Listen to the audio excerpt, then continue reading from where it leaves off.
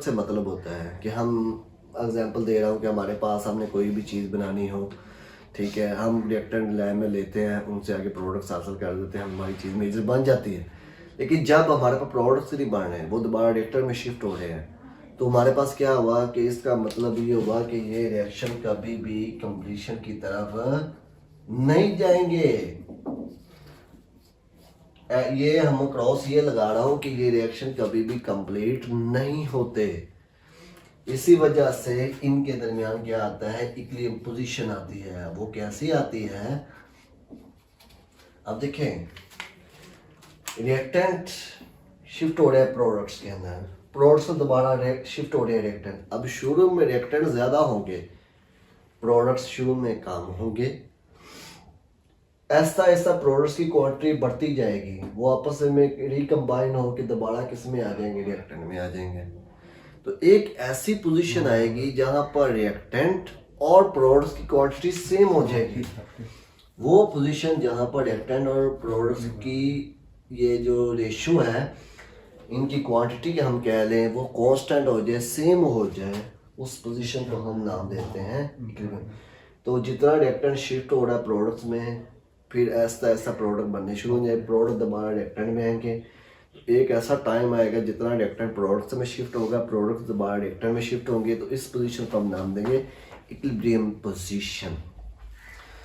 तो देखिए, हमारे पास आज का जो मेन टॉपिक हमारा यहाँ पर वाइंड अप हो चुका है। अब इससे रिलेटेड जो चंद शॉर्ट क्वेश्चन है या एमसीक्यूज हैं, वो आपको मैं थोड़ा सा ज़रा बता दूं कि वो यहाँ पर कैसे चीज़ें आनी है। तो मैं यहाँ पर थोड़ा सा ना ये आपको बता रहा हूँ, यहाँ पर लिख रहा हूँ साथ में।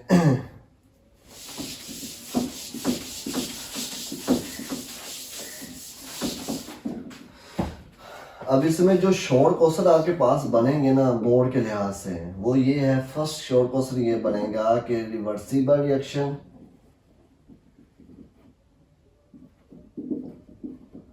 क्या होते हैं, प्लस इनकी कैरेक्टरिस्टिक्स लिखे, और ये बड़ी दफा आया हुआ है पेपर में। सेकंड नंबर पे हमारे पास इरिवर्सिबल रिएक्शन क्या होते हैं, प्लस इनकी कैरेक्टरिस्टिक्स लिख दें। दो शॉर्ट क्वेश्चन हो गए, ठीक है। ये मेजर जो शॉर्ट क्वेश्चन है ना, या ये भी आ सकता है कि डिफरेंशिएट करें बिटवीन, डिफरेंस लिखें,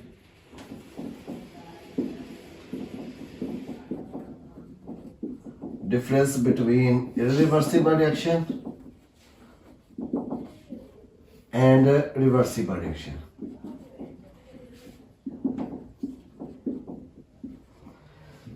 तो ये शॉर्ट क्वेश्चन आपके पास बन सकते हैं। अब इससे रिलेटेड एमसीक्यू कौन कौन से बन सकते हैं इस टॉपिक से रिलेटेड, मैं चूंकि बच्चों के लिए साथ साथ ये बता रहा था कि टॉपिक भी समझ आ जाए, उससे रिलेटेड शॉर्ट क्वेश्चन भी समझ आ रहे हैं जो एक्सरसाइज से है, यानी जो चैप्टर के अंदर से, या उससे रिलेटेड एमसीक्यू जो एक्सरसाइज या चैप्टर के अंदर से, वो भी मैं साथ साथ निकाल के बच्चों को बता रहा हूँ, ताकि बच्चों को समझ आती जाए कि चीज़ें होंगी कैसे कैसे हैं। अब यहाँ पर मैंने एक चीज़ यहाँ पर स्किप की है कि यहाँ पर फर्स्ट एमसीक्यूज, आयोडीन का जो कलर होता है ना, वो पर्पल होता है।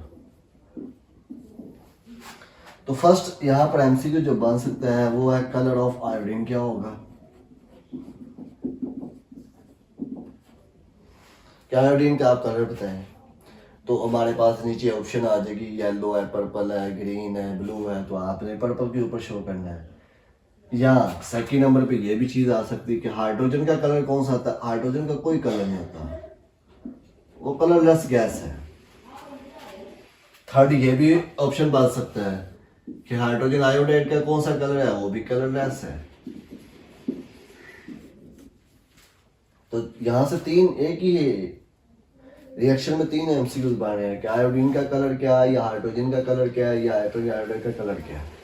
तो ये यहाँ पर आपके पास कलर की फॉर्मेशन में वो एमसीक्यूज पूछ सकता है, या वो ये पूछ सकता है कि रिवर्सिबल रिएक्शन में इक्विलिब्रियम आता है या नहीं आता। तो आपने कहना है कि रिवर्सिबल रिएक्शन में इक्विलिब्रियम पोजीशन हासिल होती है।